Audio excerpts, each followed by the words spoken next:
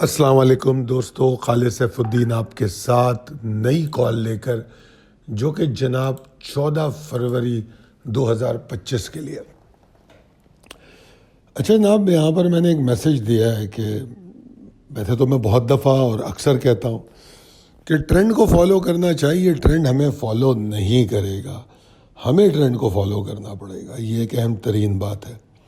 اب آ جاتے ہیں ریپ اپ سیشن پہ۔ ریپ اپ سیشن کے چارٹ کو دیکھیے، اور یہ جو ہمارا کی آبزرویشن یا آج کے سیشن کے اہم مشاہدات ہوتے ہیں وہ اسی چارٹ کو لے کر ہوتے ہیں۔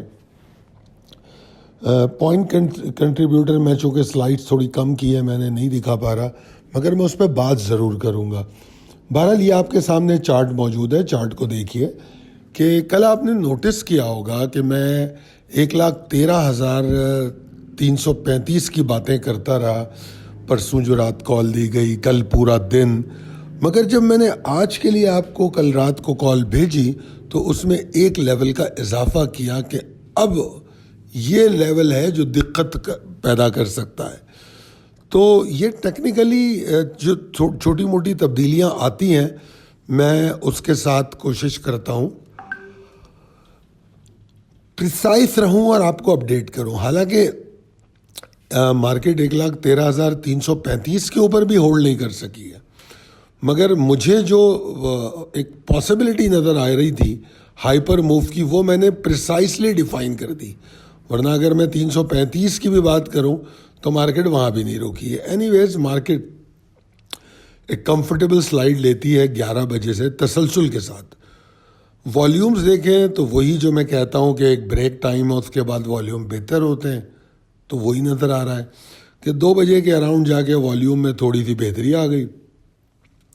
نیچے والیوم بارز ہیں، وہاں پر میں لائنیں لگا کے آپ کو ایوریج والیوم سمجھنے کی مدد دینے کی کوشش کر رہا ہوں۔ میں تو اپنی پوری کوشش کر رہا ہوں کہ آپ لوگ چیزوں کو مختلف زاویوں سے دیکھیں۔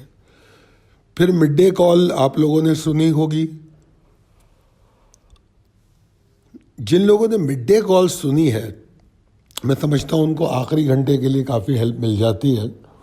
اور آج جو والیوم 27% کم ہوا ہے، کل 63% بڑھ گیا تھا، مگر کل کے والیوم میں خاص بات یہ تھی کہ 19.5 کروڑ کا والیوم جو ہے صرف بی او پی کا تھا، وہ آج 8 کروڑ کے پاس آ گیا، تو والیوم جو اوور آل ہے ایک دم نیچے آ گئے۔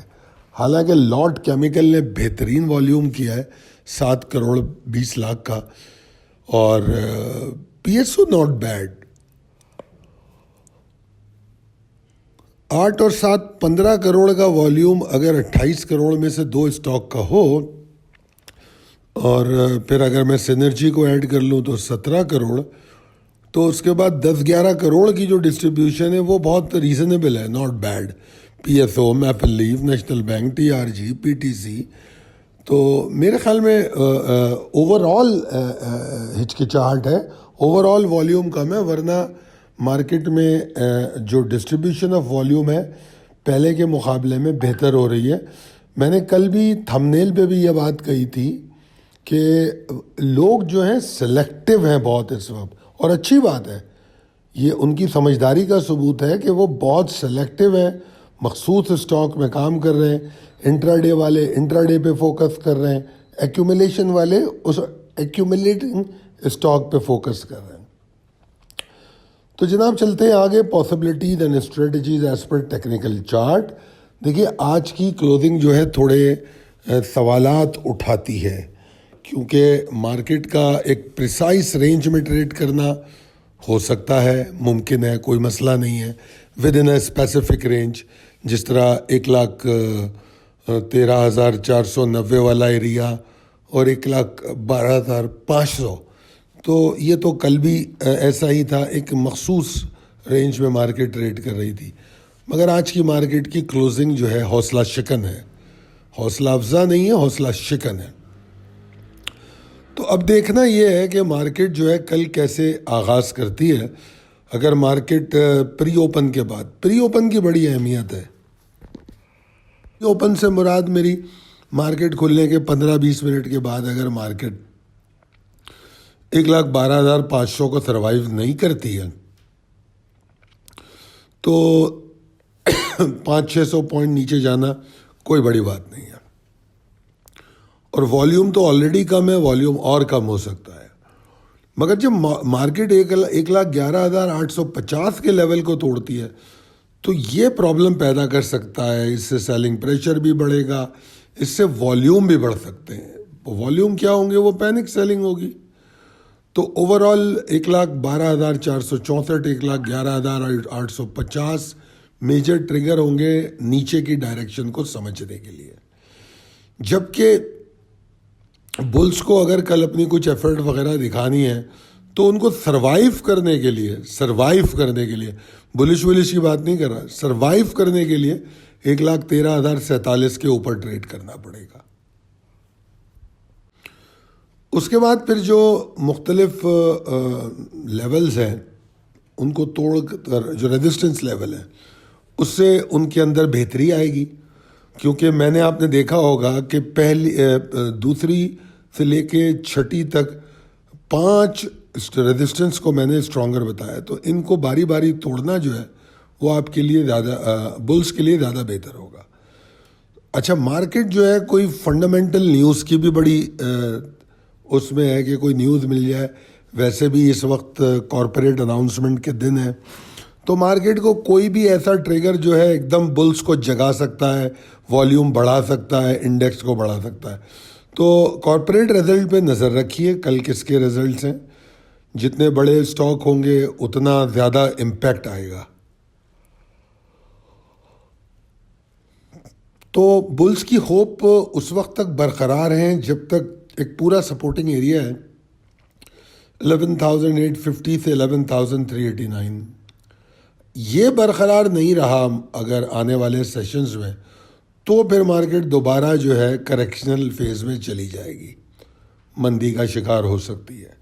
اس وقت تک میری امیدیں برقرار ہیں مارکیٹ کے ساتھ.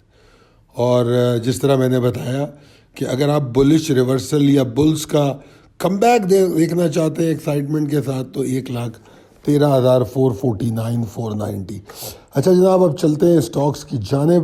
تو اسٹاکس میں ہم آپ کو آج دیں گے FFL اور DFML. اب انفارچونیٹلی آپ لوگوں کو روز دوسرے اسٹاک دیے جاتے ہیں, ورنہ کل میں نے گروپ پہ تو اپڈیٹ لکھ دیا تھا کہ FFL کا کال ختم نہیں ہوئی ہے, وہ ایکٹیو ہے.